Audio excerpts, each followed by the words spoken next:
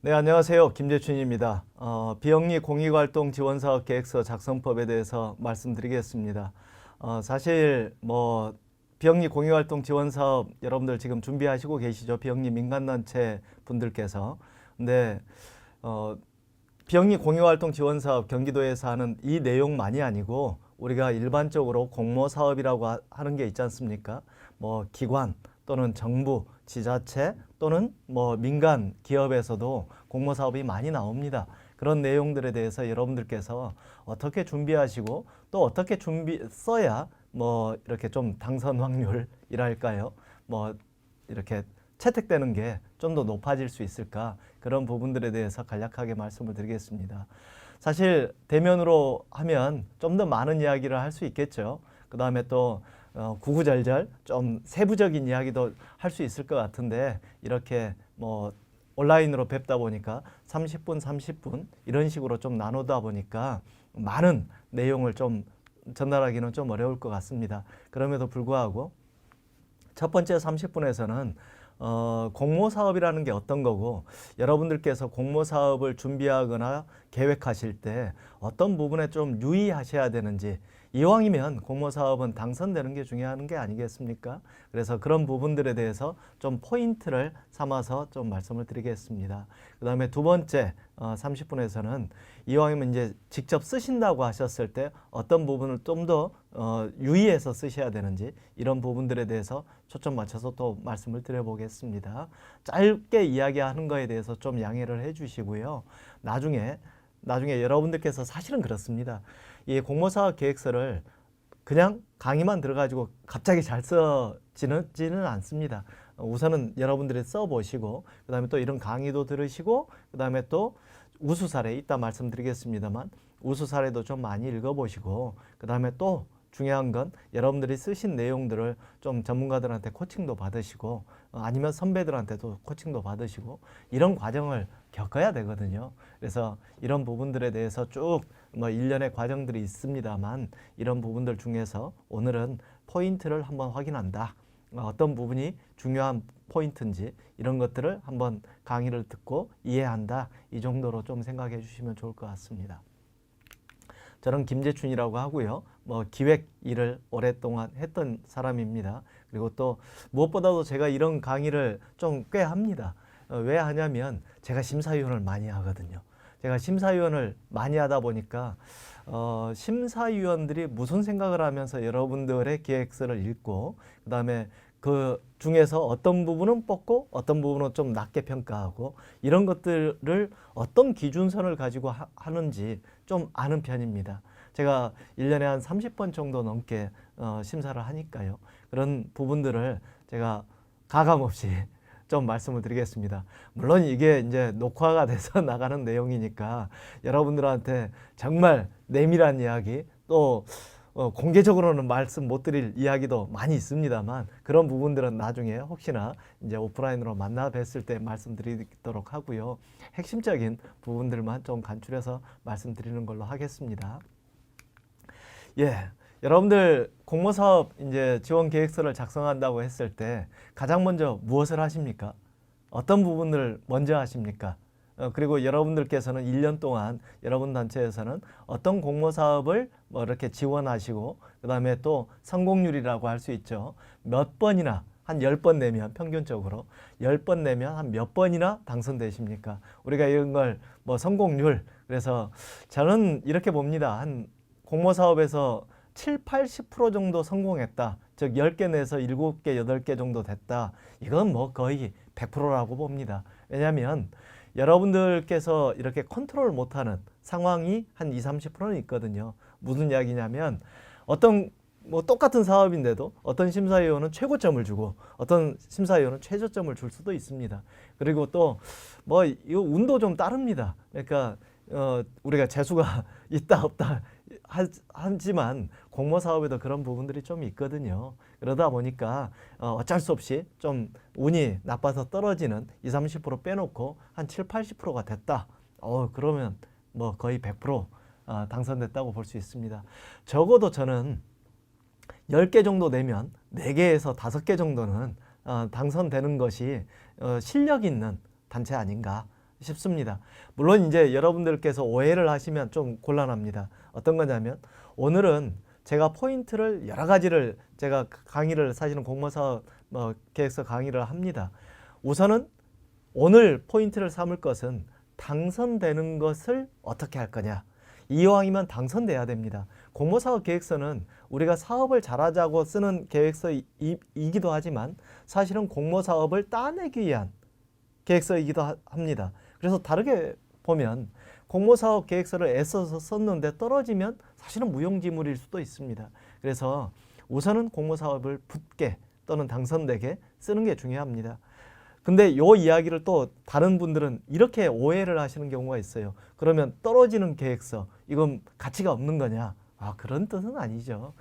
그 사업 자체는 가치가 있을지 모르지만 공모사업이라는 특성 때문에 이걸 따내서 우리가 돈을, 사업비를 받아내지 못하면 이걸 진행을 못하니까 이런 부분들을 제가 강조하기 위해서 쓰는 내용입니다. 그래서 오늘 제가 이야기할 것은 사실은 공모사업의 당선율을 높이는 방법을 좀 초점을 맞춰서 말씀을 드릴 겁니다. 물론 이 내용이 좀 부족합니다. 제가 그래서 따로 공모사업 계획서 작성법, 진짜 항목 하나하나 제목을 어떻게 쓰고 또 목적과 목표는 어떻게 구분해서 쓰고 그 다음에 또 거기에는 또 성과 지표 이런 것들도 있죠. 산출 지표, 성과 지표, 지표를 어떻게 하고 기대 효과는 또 어떤 식으로 쓰는 게 바람직한지 이런 구체적인 내용들을 또 이야기하는 강의도 있습니다. 근데 애석하게 저희들이 시간 관계상 좀 짧게 그런 부분들은 그냥 말씀만 좀 드리겠습니다. 그런 부분들을 좀 양해하시고 들어주시기 바랍니다. 사실 비영리 민간단체 입장에서는 공모 사업을 가능하면 좀 많이 받아야 됩니다. 물론 자체적으로 기부금을 많이 받거나 아니면 회원을 많이 확보해서 안정적인 수익 구조가 있다. 그러면 문제가 없겠죠. 하지만 그런 데들임에도 불구하고 지자체라든지 자치구 또는 정부 아니면 민간 기업들한테 일정 부분의 공모 사업을 좀 받아가지고 그 사업비를 받아가지고 운영하는 것은 나쁘지도 않을 뿐더러 상당히 좋은 내용들도 많이 있습니다. 우리가 이제 공모 사업하면 양날의 칼이라고 이야기하지 않습니까? 좋은 내용들도 있죠. 그 다음에 또 행정 처리가 많아지고 심지어는 자기 아이디어를 뺏기기도 하고 이런 나쁜 점도 있지만 공모 사업을 통해서 우리들의 실적을 쌓고 우리들의 실력을 쌓고 우리들의 경험을 쌓고 또 심지어는 행정 처리 힘들다고는 하지만 그런 행정 처리 경험을 쌓아서 우리들의 관리 능력을 향상시키고 이런 내용들도 있습니다. 그렇기 때문에 양날의 칼이라고 하죠. 그런데 이제 우리들이 너무 많은 공모 사업을 해가지고 우리가 원래 목적했던 고유 목적 사업을 아예 못할 정도로 힘들면 안 되겠지만 어느 정도 수준의 공모 사업은 사실은 단체한테 상당히 이로울 수 있습니다. 그래서 이제 말씀을 드리면 여러분들께서 비영리 민간단체를 하실 때 공모 사업에 많이 당선되고 또 공모 사업을 많이 해서 안정적인 사업 구조를 만드시겠다 했을 때 첫째, 처음으로 하셔야 되는 내용이 하나 있습니다. 뭐냐면 공모 사업 리스트를 만드는 겁니다. 무슨 이야기겠어요? 우리가 영업 활동을 한다 이런 표현을 쓰잖아요. 일반 기업에서는. 그거하고 좀 비슷한 게 있습니다. 저는 많은 심사를 다녀보다 보면 이런 경우가 있어요. 심사를 딱 하러 갔는데 그 사업 내용이 제가 아는 비영리단체나 제가 아는 사회적 경제 조직들이 늘 그 대표들이 늘 이런 거 필요합니다 소장님 이렇게 저한테 이야기했던 내용들을 제가 심사를 할 때가 있어요. 근데 그 단체가 안 들어온 거예요. 그래서 끝난 다음에 끝나기 전에 이야기할 수는 없죠. 그래서 끝난 다음에 전화를 해서 이 박 대표 왜 이거 늘 필요하다고 했는데 왜 이 사업 공모 응모하지 않았냐. 그러면 깜짝 놀라면서 아유 소장님 그런 게 있었나요? 저희 몰랐습니다. 이런 경우가 꽤 있어요. 그 이야기는 뭐냐면 실제 무수히 많은 공모 사업이 있음에도 불구하고 어디에 그런 공모 사업이 있는지 자기들한테 맞는 우리 단체에 맞는 이 공모 사업이라든지가 어디에 있는지 지원 사업이 있는지를 몰라서 지원을 못하는 경우가 많다라는 겁니다. 사실은 그래서 마치 뭐 영업활동을 하는 일반 기업에서 고객 리스트를 작성하듯이 그게 기본 중에 기본 아니겠습니까? 그런 것처럼 여러분들께서 지원사업 리스트를 작성하는 게 선행되어야 됩니다. 지원사업이라고 해서 뭐 지금 이 강의는 경기도청에서 지원을 해서 이렇게 만들어지고 있습니다. 하지만 경기도청만 지원사업이 있을까요? 굉장히 많습니다. 제가 굳이 이야기하다 보면 여러분들께서 예를 들어서 노인분들을 모시고 문화예술 공예품을 만드시게 해서 그 다음에 해외에다 팔아서 그 돈의 수익금을 외국의 아이들을 돕는 사업을 한다. 지금 단순하게 제가 예를 하나 든 겁니다. 이런 사업을 하시는 단체다 했을 때, 그리고 이런 단체를 요새는 뭐 사회적 협동조합, 비영리 법인격이잖아요.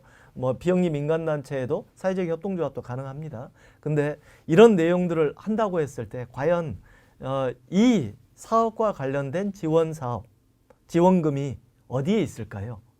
정부 부처만 따졌을 때. 자, 우선은 노인 관련된 내용이고 취약계층 내용이니까 보건복지부하고 그 다음에 여가부가 있습니다. 그 다음에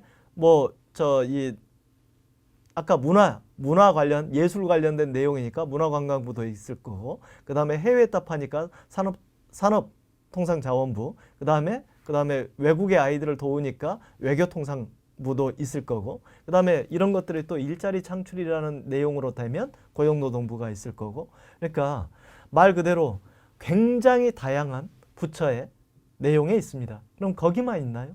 정부에는 산하기관이 있습니다. 그 다음에 또 지자체도 있죠. 자치구도 있죠. 자치구와 지자체에도 산하기관이 있습니다. 그 다음에 거기에 일반 민간기관이 있죠.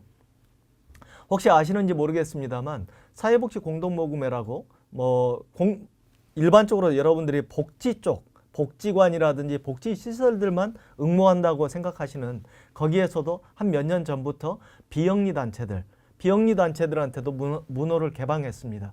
왜냐하면 자기들이 사회복지 쪽만이 자기들의 이 아이덴티티라고 할까요? 정체성이 아니고 사회문제 해결, 그 다음에 이 클라이언트라고 하는 복지 수혜자들의 삶의 질을 개선하는 모든 활동 내용으로 확장했습니다. 그렇기 때문에 여러분들께서도 거기에 응모를 하실 수 있을 겁니다. 아시다시피 이따 제가 예를 들어드리겠습니다만 삼성 나눔과 꿈 사업이라는 공모사업, 삼성에서 한 100억씩 내는 내용이죠. 이런 거에도 여러분들도 응모할 수 있거든요. 제가 있었던 아름다운 가게도 공모사업이 있습니다. 여러분들도 신청할 수 있을 내용이. 근데 대부분 잘 모르시거든요. 그래서 몰라서 못 받는 게 많습니다. 좋은 사업을 하시고 참 열심히 지역사회를 위해서 일을 하시는 건 좋은 일이나 정말 공모사업이 있는데도 내가 그걸 몰라서 신청을 못한다. 물론 신청한다고 다 되는 건 아니겠습니다만 그럼에도 불구하고 여러분들께서 우선 기본기 중에 기본기는 지원사업 리스트를 만드는 겁니다. 세상이 너무 좋아졌습니다. 제가 한 28년 전쯤에 제가 광고회사 출신인데요. 광고회사 첫 임무가 뭐였냐면 기억나실 겁니다. 나이가 연배가 있으신 분들은 관보라는 게 있었습니다. 그때는 인쇄물로 나왔어요. 거기에서 우리 광고회사가 입찰할 수 있는 내용들을 빨간 펜으로 써가지고 저희 국장님한테 갖다 주는 게 제 첫 임무였어요. 지금은 그럴 필요가 있을까요? 없습니다. 왜요? 인터넷 시대입니다. 그래서 지금은 공공기관이나 기업이나 모든 이 지원사업 공지를 전부 다 홈페이지에다가 전부 다 올려놓습니다. 홈페이지에 공지란 아니면 홈페이지에 별도로 이제 공공기관들은 지원사업 란을 별도로 만듭니다. 거기만 쭉 뒤져도 일반적으로는 전부 다 나옵니다. 작년에 했던 공모사업이 올해도 할 가능성이 많거든요. 연속성이 있으니까요. 그래서 여러분들께서 먼저 하실 일은 여러분들의 이 사업 내용에 환경이면 환경, 아니면 복지면 복지, 인권이면 인권, 아니면 이렇게 굉장히 많지 않습니까? 여러분들 분야에 맞는 내용의 기관들, 기업들 이런 식으로 인터넷 검색을 쭉 하셔가지고 거기 홈페이지에 가서 지원 아니면 공모 아니면 다양한 키워드를 입력해서 쭉 살펴본 다음에 요 부분은 우리가 한번 해볼 만한 것 같다. 이 공모사업은. 그래서 체크해 놓고 그걸 전부 다 엑셀 파일 같은 걸로 딱 정리해 놓는 거. 저는 이렇게 이야기해요. 비영리 민간단체 아무리 적은 수의 직원이 근무하시더라도 적어도 한 단체당 적어도 한 300개 정도의 리스트는 갖고 계셔야 된다. 리스트가 그렇다는 거예요. 우리가 300번을 다 이렇게 응모한다는 뜻이 아니고 300개의 리스트를 가지고 그중에 이제 골라가지고 이렇게 좀 응모하고 그러는 거죠. 이런 부분들이 먼저입니다. 이게 기본기 1번입니다. 이 내용은 보통 이제 사회복지 쪽에서는 이런 공모사업의 계획서를 프로포잘이라는 말을 씁니다. 그래서 프로포잘 캘린더, 우선 리스트를 만든 다음에 보통 작년에 3월 달에 나왔으면 올해도 3월 또는 뭐 2월, 4월 이 인근에 나올 가능성이 크죠. 그래서 이런 내용들을 이제 월별로 전부 다 쭉 정리하는 걸 이걸 프로포잘 캘린더라고 제가 부르는데 이런 것들을 한번 정리해 보시기 바랍니다. 굉장히 엄두도 안 나죠. 여러분들이 이런 이야기를 들으시면 한 300개를 언제 한번 해보십시오. 인터넷 시대에 살고 있는 우리들이 조금만 맘먹으면요 한 두세 명이 한 하루 정도 찾으면 300개 금방 찾습니다. 그래서 꼭 한번 해보시길 권해드립니다. 두 번째 기본기는요 이런 거예요. 뭐 업계 평판 굉장히 중요합니다. 무슨 이야기냐면 여러분들 뭐 이런 거 있어요. 지원금을 받는 데만 꽂혀가지고 지원금을 받아놓고 사업 잘못하면 어떤 일이 생기냐. 그 다음 못 받습니다. 제 강의를 들으셨던 분들 중에 어떤 분들이 그런 이야기를 하셨어요. 본인들이 상당히 잘 썼다고 생각했는데 계속 떨어지더라는 거예요. 그래서 야 이거 왜 그러나 싶어가지고 저한테 물어보셨어요. 그래서 제가 그런 이야기를 해드렸어요. 혹시 이전에 사업 받으셨다가 사업평가 보통 프로포잘이라는 게 우리가 써가지고 당선되면 그냥 그걸로 끝나는 게 아니잖아요. 끝나는 건 상금이지 그런 지원금이 아니지 않습니까? 지원금을 받으면 그걸로 사업을 합니다. 그러면 사업을 하면 중간평가, 최종평가 보통 평가를 하고 거기에는 미흡, 뭐 우수, 최우수 뭐 이런 식으로 좀 나누죠. 보통 4단계로 나누지 않습니까? 여기에서 미흡 평가를 받았다. 그러면 다시는 안 줍니다. 여러분들도 똑같을 거 아닙니까? 뭐 애써서 지원금 줬더니 사업 잘못해갖고 미흡 평가를 받은 데를 또 지원금을 달라고 들어오면 어떻게 줄 수 있습니까? 정부 관계자들, 지자체 관계자들도 똑같습니다. 그래서 그분들이 제가 그런 이야기를 했더니 맞습니다, 소장님. 얼마 전에 몇 년 전에 한 직원이 그 사업비 받아놓고 제대로 못해가지고 결국은 그 사람 퇴사하고 막 좀 개판된 적이 있습니다. 근데 그분은 퇴사했거든요. 근데 그 다음에 저희들은 잘 써냈는데 어쩔 수 없습니다.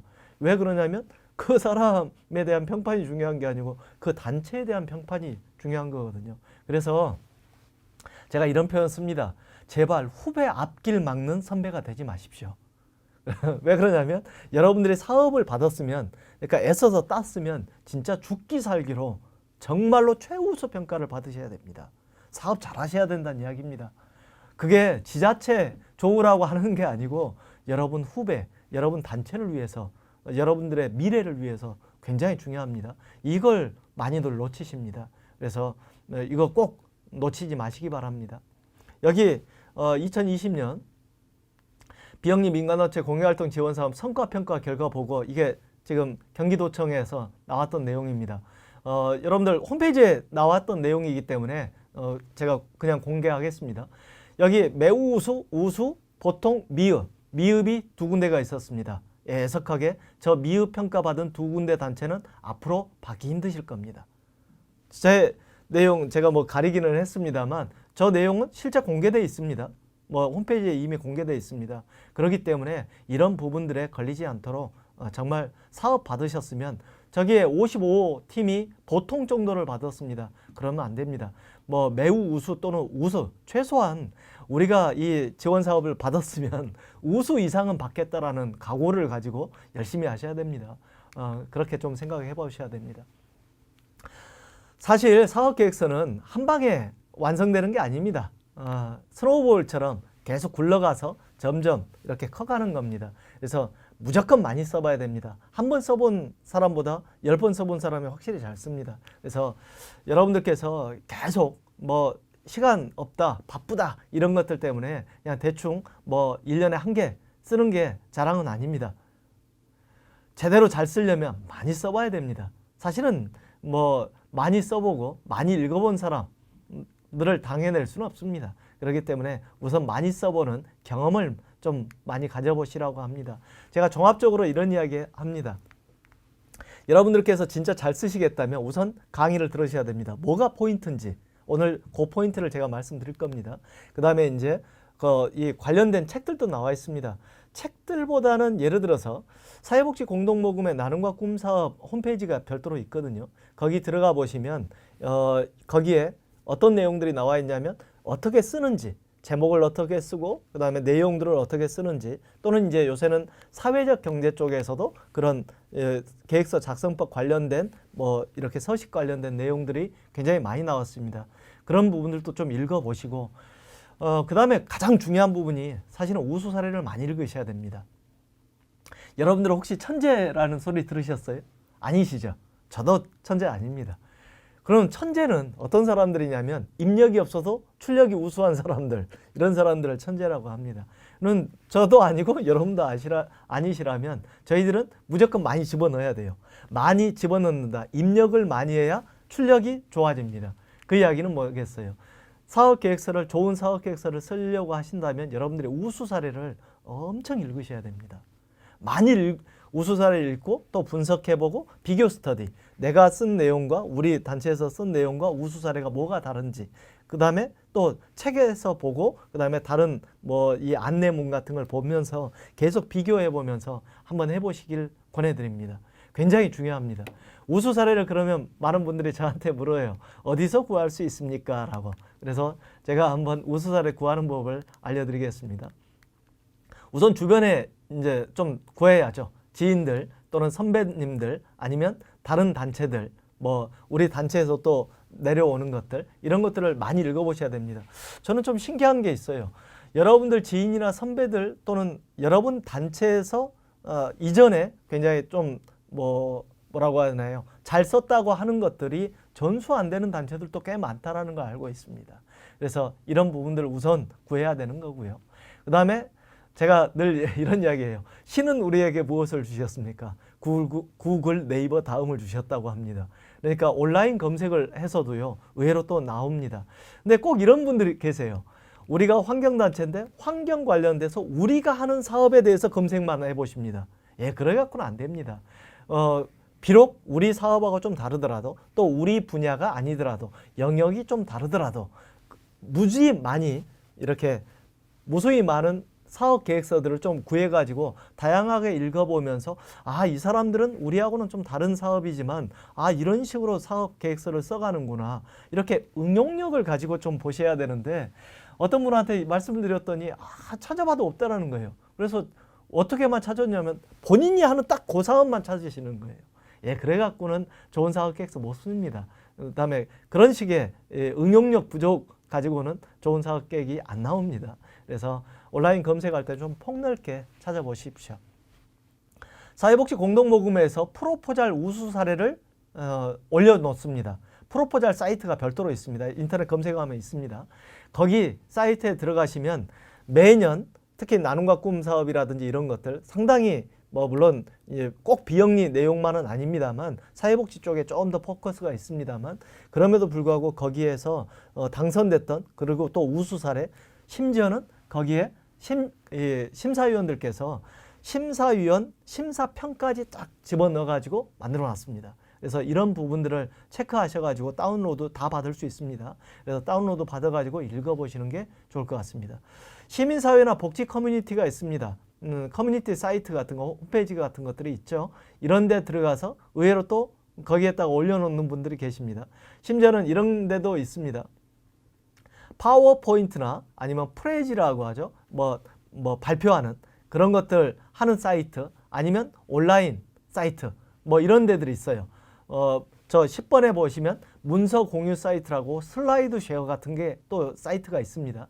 이런 데들은 문서들을 공유하거나 자기가 만든 어떤 제안서 또는 어떤 계획서 이런 것들을 사람들한테 좀 굳이 이야기하면 자랑하고 싶으신 거겠죠. 그래서 막 올려놓는 게 있습니다. 그런 데서 다운받거나 아니면 살펴보시는 것도 상당히 도움됩니다.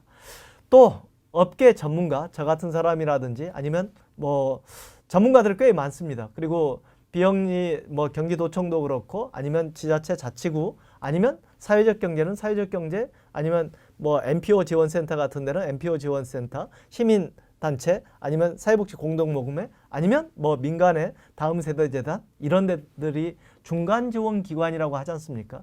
그런 데서 멘토링을 연결해 주는 사업들을 하고 있지 않습니까? 그럴 때 이런 내용들을 꼭 받으십시오. 왜냐하면 여러분들이 돈을 주고 만나실 수는 없으니까 그런 데서 멘토링 뭐 지원 사업 같은 게 있단 말이죠. 이런 것들은 한번 받아보시면 좋습니다. 왜?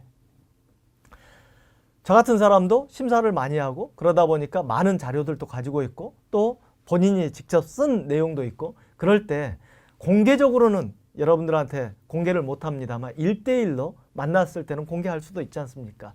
그런 내용들로 좀 우수 사례를 구할 수도 있고요. 공모기관 담당자들을 많이 만나고 친해 놓으시면 거기를 통해서 또 좋은 우수 사례를 좀 살펴볼 수 있는 기회가 또 있을 수 있습니다. 그래서 공모기관 담당자들한테 민원만 넣지 마시고 그분들하고 친해져 놓으십시오. 그러면 그분들이 가지고 있는 또는 그분들이 공개할 수 있는 이 좋은 사례들이 있으니까 그걸 또 공유받을 수 있는 그런 기회들이 있습니다. 요새는 크라우드 펀딩이나 모금 플랫폼 뭐 이런 것들이 있습니다. 이런 데 들어가서도 상당히 유심히 살펴보면 꼭 계획서로 딱 이렇게 뭐 아래 한글로 딱 만들어져 가지고 다운받을 수 있지 않다 하더라도 얼핏 내용을 싹 살펴보면 이건 기획적인 마인드를 가지고 기획의 어떤 ABC를 가지고 딱 정리되어 있는 우리가 이제 온라인 같은 데서는 그런 것들을 상세 페이지라고 쓴다고 알고 있지 않습니까? 상세 페이지를 쭉 읽다 보면 상당히 좋은 내용들을 발견할 수 있는 그런 내용들도 있습니다. 여러분들께서 아까도 말씀드렸듯이 여러분 분야, 여러분 관련 사업만 읽으시면 안 됩니다. 타 분야, 사회적 경제, 사회복지, 자원봉사 또는 심지어는 기업, 사업계획서도 많이 확보해 보십시오. 방금 이야기한 내용들에 들어가 보면 또 그런 내용들이 꽤 있습니다. 그런 부분들 또 한번 구해서 읽어보시면 좋습니다. 아까 하나 여기에 빠져있는 내용이 앞에 이미 말씀드렸는데 관련된 책들이 있습니다. 계획서 작성법, 기획서 작성법, 뭐 제안서 작성법 이런 책들이 꽤 있거든요. 이런 데 보면 반드시 사례들이 좀 나와 있습니다. 이런 사례들을 읽어봐도 상당히 도움됩니다. 그래서 전반적으로 제가 책까지 이야기하면 12가지 우수 사례 구하는 법을 알려드렸으니까 이걸 이렇게 생각해 보세요.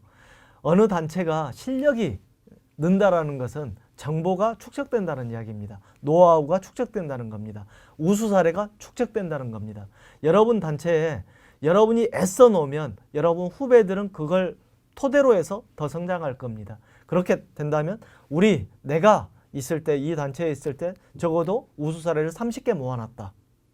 그 다음에 후배가 또 30개를 모은다. 한 5년 뒤, 10년 뒤에는 우리 단체의 우수 사례만 수백 개가 있고 이걸 보고 이렇게 사업 계획서를 쓰시는 분들은 그 후배들은 훨씬 여러분보다 뛰어날 수 있을 겁니다. 이런 식으로 저는 이걸 여러분들의 노하우의 자산화라고 생각합니다. 단체가 그냥 후배들이 제일 많이 하는 이야기를 여러분들이 들으시면 안 됩니다. 맨 땅에 헤딩한다. 이런 이야기 하지 않습니까? 후배들을 맨 땅에 헤딩하게 하지 마십시오. 여러분들의 노하우와 여러분들의 정보, 여러분들의 우수 사례를 축적해서 자산화시켜서 후배들한테 물려주는 선배가 한번 돼보시길 합니다. 하나 더 말씀드리다 보면 이건 꼭 해보시면 좋겠다 싶은 게 하나 있습니다. 모의 발표 심사를 꼭 한번 해보십시오. 뭔 소리냐면 애써서 썼잖아요. 그러면 바로 제출하지 마시고 모의 심사위원단을 구성하시고 거기에 사람들한테 이야기를 한번 해보는 거예요. 뭔 소리냐면 모의 심사를 실제 심사표를 딱 하고 물론 여기에 심사위원 중에는 외부 사람도 한번 포함시키면 좋습니다. 그래서 그런 분한테 딱 이렇게 심사표를 딱 주고 한 서너 명한테 이렇게 하고 심지어 발표 심사가 없고 그냥 서류 심사로 끝나는 공모 사업이라 하더라도 일부러 발표 심사를 한번 해보는 거예요. 쓴 사람이 한 10분 정도의 시간을 가지고 쭉 한번 이야기를 한번 해보는 겁니다. 이런 식으로 한번 이 발표를 해보면 놀랍게도요. 글을 쓸 때하고 자기 입으로 발표를 한 10분 정도 할 때 많이 다르다는 걸 느끼실 겁니다. 10분 정도 발표를 하다 보면 자기가 글로 썼을 때는 모르는 자기 허점이라든지 부족한 부분, 그 다음에 또 필요하게 좀 추가돼야 되는 부분들이 나타납니다. 그래서 제가 꼭 해보라고 하는 게 모의 발표 심사를 제출하기 전에 꼭 하시라. 그리고 그 내용을 그렇게 했을 때 그 내용을 좀 더 살펴가지고 추가하거나 또 수정하는 그런 단계를 꼭 거치시라고 한번 권해드리고 싶습니다.